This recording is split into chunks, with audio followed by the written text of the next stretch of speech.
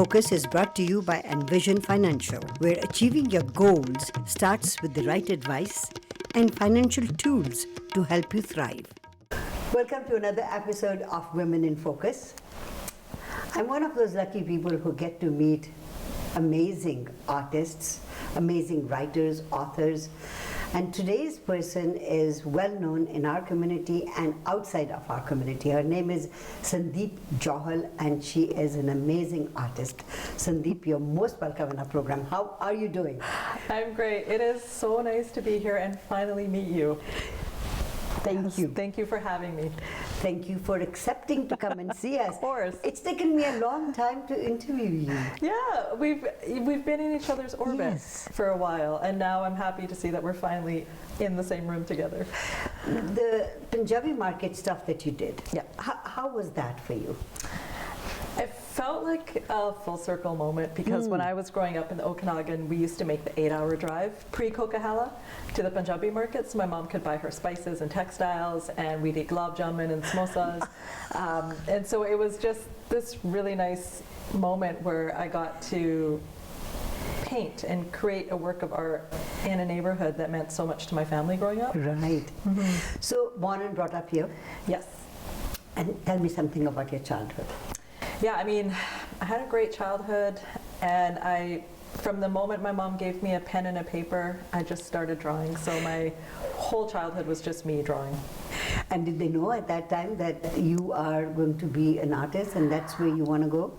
I mean, they knew I liked to make art, but I think, with the mentality of new immigrants coming to a new country, your whole focus is survival, and you want security for your children. And so I grew up pre-internet, and we didn't have the access, obviously, that we do now. And art is such a foreign concept to people in a lot of ways, and to my parents, it was such a foreign concept because, what is this thing and how do you make money from it? It's not a tangible thing that they can understand. Right. And so they supported me in, buying me supplies and letting me just create freely, but ultimately they wanted me to be a doctor. So that is very Indian or Yes. very immigrant parent, Yes. right? Yeah. Doctor, engineer, Lawyer, dentist. Yeah. Yeah. I guess because it's security. Security and also status, right? We come from a Status. very status-oriented culture. Yes. So you get bragging rights when your child is one of those things. Oh yeah, my kid there has to be doctor. Yeah. Well, and when you told them that I wanted to get into this field, was there resistance? I don't think I actually ever told them because I didn't really know that I could be in this field. I didn't have any role models like in South Asian culture. I didn't have any role models outside of the culture to show me that a career in the arts was possible. So I didn't know what it could look like. And I was really heavy into sciences in school, and so I just thought, well, I guess I'll just do a biology degree and I'll do sciences. But the moment I got to college and started taking these science classes, I was like, what am I doing here? Like, this doesn't make any sense. And my instructors as well, they were like, are you sure you're in the right faculty? And I was like, what do you mean? They're like, you should be in the arts building. And so they planted that seed, and then a few years later when I did my B.Ed at UBC, I had to take a mandatory art class, and the instructor pulled me aside and she was like, why are you doing this? And I was like, I don't know, I like teaching, I like kids. And she was like, you need to go to art school. And so this was the second time in my professional education career that an instructor told me to go into the arts. But again, it just felt like so ephemeral, like I just didn't know how to grasp it or how to understand it. Yeah. And then I went through what I called the lost years, where I just really didn't know what I was doing. And then at almost 30, I finally went to school to study art. No kidding. Yes. And so from the time that you left university to the time you went back to school, what did you do? A whole lot of nothing, really. That's not possible. I did. After my B.Ed, I moved to actually a reserve for a year, the Wikino Nation, to teach with my friend, Right. K to 12, in a 2-room school. And then when I came back to Vancouver, I think it was just a couple of years where I just took on random jobs and just felt like really aimless, directionless. And then when I decided to apply to art school, I felt like, well, I felt really afraid, like a lot of fear, because it was this thing that I've been wanting to do for so long, and I what finally if I'm was not doing it. Yeah. What if I suck at it? Yeah. You know, what if I don't like it? But the moment I walked into those studios, it was like I finally found the place I was meant to be. I have come home. Yes, 100%. It was just that feeling of like, this is home, like this is where I'm meant to be. And my intention was just to do 1 year, just to check it off my bucket list. Yes. So when I'm on my deathbed, I won't be regretting not going to art school. And I enjoyed it so much that I decided to do the diploma program. And by the end of it, I won the design award and I had an A+ average. And so I thought, okay, like maybe I can do this, maybe I'm good at this. And my parents were like, they were very proud. Yeah. And then my sister was like, be an artist, don't get a job. I'm like, yes. And then for a year, I tried to be an artist and I just failed miserably. I didn't know anything about running a business. I didn't know how to network. I didn't really have any themes or concepts that I wanted to work on because I was so stressed about paying my rent. That I ended up just getting a real job, you know, and around that time I met my husband. So yeah, I've come at art from a very circular path. Isn't that just an amazing way how life takes you to where you want to be, but maybe in a roundabout way, right? Yeah, not everyone has this sort of linear A to B path, and I think a lot of parents sort of expect that path. And they don't know any better. Yeah, exactly. And they don't really understand that sometimes it's really about timing, preparation and timing. And when that all aligns, you know, things start happening. And so for me, I didn't start my actual art career till I had my son at almost 40 years old. Wow. Yeah. So I had that opportunity finally to leave my job. And my husband suggested that I stay at home with our son and do this art thing full time. Well, he supported us, and then when I started making money, he would quit his job and then he would pursue something that he wanted to do. And so we've spent the last 6 years both changing our careers. And yeah, I started out just really like, I was a new mom, I was really tired, you know, I was having a hard time being a new mom, and then I didn't know anyone in the arts community, and I wasn't really making much work, and then I just happened to meet Jamie Smith, who's a local artist who was starting this women's art studio to teach women about the business of art and also to talk about the challenges of your art practice. And she coaxed me into joining. I was a bit like, I don't know. And she's like, Sandeep, just join. And so we met monthly with a group of artists, and we would talk about, you know, what our goals were and sort of how we could achieve those goals, what was holding us back, and then we talked about our practice. And I didn't really have a practice at the time, so I was just trying to figure out what I wanted to talk about. And then around that same time, through Jamie, I met Penny Lane Shen, and she's been my art consultant for the past almost 6 years. Wow. And when I had my initial meeting with her, I just had these like geometric paintings that weren't very interesting, and so she was like, Sandeep, what are you passionate about? I was like, well, you know, I care about women, and I care about gender justice and gender-based violence. And then I just started crying, and she was like, that's what you need to do. Isn't that beautiful? Yes, and so she just changed my whole trajectory. I want to talk a little bit more about that, but let's take a very short commercial break. Get the program paid for, and then we'll come back. Sandeep Johal is our Woman in Focus today. Don't go away, we'll be right back.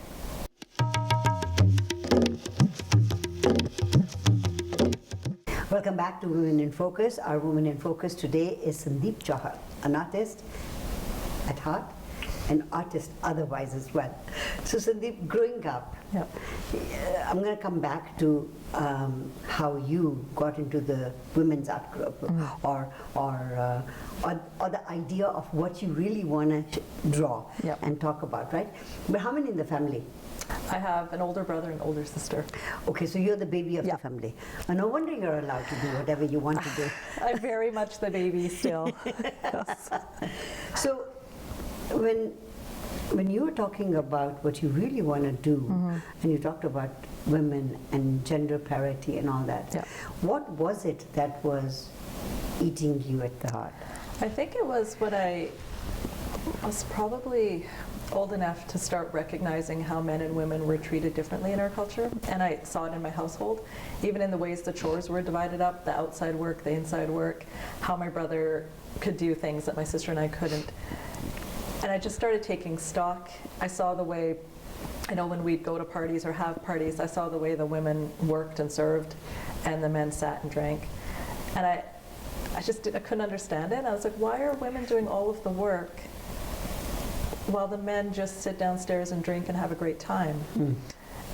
And I would ask my parents questions about, well, why do men get to do this and women don't get to do this? Or why does our brother get to do this and we can't do this? And they just never had any answers. It was just like, well, it's just the way it is. He's a boy. I'm like, yeah, but why? Like, it's just the way it is. And they just didn't want to answer my questions. No. And so I think it started from there, where I started grappling with these questions of like, why are men and women being treated differently? And then it starts coming into like, is my value less? Am I worth less because I'm a woman? Do I not deserve these same opportunities that men around me are getting because I'm a woman? Like, is my whole life, like, am I just put on this earth to serve men? And even just with being South Asian, you're already brought into this world with this burden on your shoulders of protecting your family's honor. Right? Whether you want to or not. You're tasked with that. Yeah. And that's a really hard burden to bear. Right. It's a lot of pressure. Now, you didn't see that in your, apart from the fact that your brother and you were, and your sister were treated differently, Yeah. but not a family that was traditionally, oh, you can't do this, or... My parents were fairly liberal, but they were traditional in a lot of ways, so I fought back a lot. My sister didn't as much, and my brother could basically do whatever he wanted. Yeah. And so I pushed a lot. Like I pushed and I pushed and I asked. And I think sometimes my parents would just let me do things out of exasperation. That's it. And then other times it'd be a hard no. Right. So when you started drawing, when you realized what you really want to do, do you remember the first art that you poured out of your heart? I don't remember the first piece, but I just remember always drawing. Yeah. And some of my favorite memories were when I had a half day off of school and I would come home and I'd watch soap operas with my mom. Yes. And I would just draw sitting beside her. Yes. And I would take all of these drawings that I did in my sketch pad and I would put them all up on my wall in the bedroom I shared with my sister. And then as soon as they crossed onto her wall, she'd rip them down. And then I would start again and put more up and then she'd rip them down.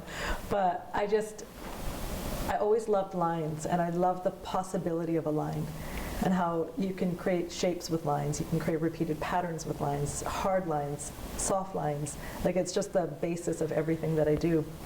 And yeah, I just the freedom and the joy. So abstract art, can I call it abstract art? I don't do a lot of abstract art. But lines? But a lot of patterning, yeah. Okay. Yeah. There was a picture that I saw, and I talked to you about that, a woman's face with big eyes, and then a pair of eyes underneath. Yeah. So what was that for? Just like to shake things up. I did when I did my Rest in Power series dedicated to women whose murders had really impacted me. Some of the drawings were dedicated to two women. So instead of creating two figures, I just did double eyes. So each set of eyes symbolized each woman. And then in murals, when I was doing the double eyes, I was coming from the point of view of, as women, we're always having to watch ourselves in public spaces, and it's up to us to keep ourselves safe. And so we always have to be so alert and extra vigilant. And those double eyes kind of speak to that, of always being aware of your surroundings and knowing what's going on around you in order to protect yourself. Isn't that amazing? I want to talk to you about different kind of art that you have done and experimented with. But let's take a short break and come back. Sandeep Johal is our Woman in Focus today. Don't go away. We'll be right back. Women in Focus is brought to you by Envision Financial, where achieving your goals starts with the right advice and financial tools to help you thrive.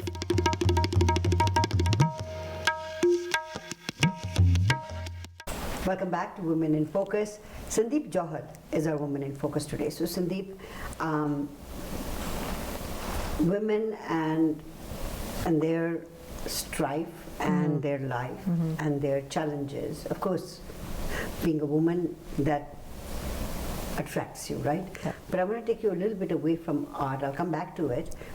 But you mentioned that you didn't start this until you got married and had a child. Yeah. So how did you meet the love of your life? Through a series of events, which ended up at a restaurant in Vancouver. And when I sat down at the end of the table and he came and sat down at the other end, we just stared at each other, and it was like we knew each other. Wow. Yeah, it was this real sense of familiarity. Wow. And from that point, we just started dating. And how were mom and dad about that? I didn't tell them until maybe 6 or 8 months in. Really? And I made him hide his tattoos. The first meeting was very awkward because it was the only time they'd ever met Yes. anyone that I dated. Yes. But I knew that I wanted to marry him. Yes. So I think it was a bit of a rough start, but I think now they love him more than they love me. Of So course, of course, of course. And how many kids do you have? we have one. Now that your work is known, and how did it become? I mean, does the Indian community also embrace it? I mean, the mere fact that I'm interviewing you after such a long time, Yeah. this shows that no, the Indian community doesn't embrace it as much as the outside community does. I feel very supported by the Indian community. Good. I do, I really do. And there have been some sort of key projects that have really helped me get to where I am. And when I did my first outdoor mural for Van Mural Fest back in 2017, that essentially launched my mural career. And so since then I've done, I think, about 30 murals. Wow. And I've done several projects with Van Mural Fest. And so, their support in helping an emerging artist who was relatively unknown has made such a huge impact on my present day career. And then just like other, I was an artist in residence for Indian Summer Festival, and that was such an incredible experience working with Srish and Laura. Yeah. And, it's just all these sort of like these certain experiences that have come along that have just really sort of pushed my practice or increased my confidence that I could, move on and take on bigger projects or projects I might not have thought I could take on. It's amazing to be able to draw. I mean, I used to draw Noddy, and Yeah. the face would be big, and the hat would be out of proportion, and everything else would be completely out of proportion. But to be able to draw on a piece of paper and then transport that onto a wall, that is an art in its own self. Yeah. So how do you do the proportion at that level? I just eyeball it. So you have to have that sense. You don't have to. Some people project, some people grid or do other methods like the doodle method. But for me, I like the challenge of just freestyling it. Yeah. So I just sort of roll the paint on where the shapes are going to be, and then I start working around the Right. shapes. Now, so there are different kinds of drawing, different kinds of artwork. Yeah. There is charcoal, and then there is paint. Then Yeah. in paint there is acrylic, Yeah. and then you have some people paint and they throw sand on it. Yeah. Have you ever seen that? I've seen lots of different styles. Yeah. So, what style do you think attracts you the most? Yeah, I mean, at the base of it, I'm a very simple person in a lot of ways. I don't need a lot in my life. And I feel like I get that from my father because he was very, and I don't mean simple-minded, I just mean simple in, Yes. in how you live your life. And my dad was like that. He Yeah. just, Minimalist. he was like a minimalist in Yeah. life. And he enjoyed the things that he enjoyed, and he just had his routines. And I think I learned a lot from him in that way. And so for me, everything is just, it's lines. It comes Yeah. back to lines. And I don't do a lot of different things. I draw with lines. I add lots of bright colors. Whether those lines are analog, digital, or on a huge wall, they all transfer. And now I've been working with textiles, and so I'm bringing that line work into my textiles. Wow. That is exciting. Very exciting. Where do you see yourself in the next 5 years? Oh gosh.